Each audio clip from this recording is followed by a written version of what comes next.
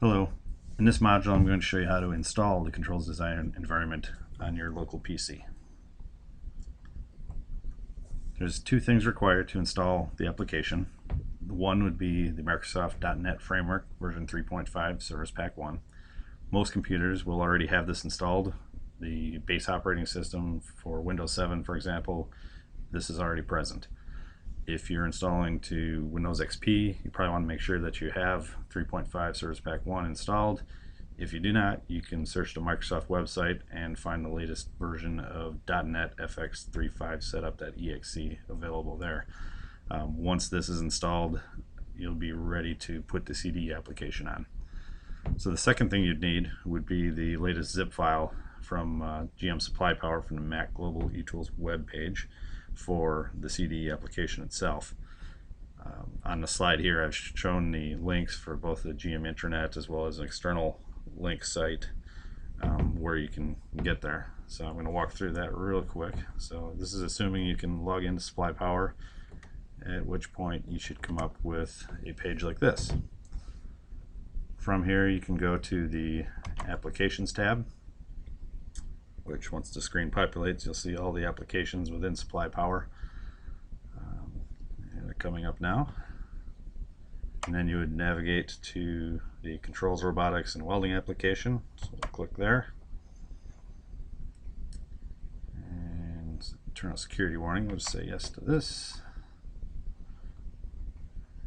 And now we have the Mac Global pages up. From there we can go into Global Standards, Specifications, and Procedures, and then there you'll see the eTools and checklists.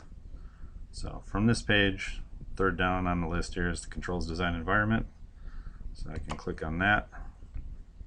I'll save this file to a location that you can find later. So in my case I'm just putting it to my temp directory on the C drive. Go ahead and save that out.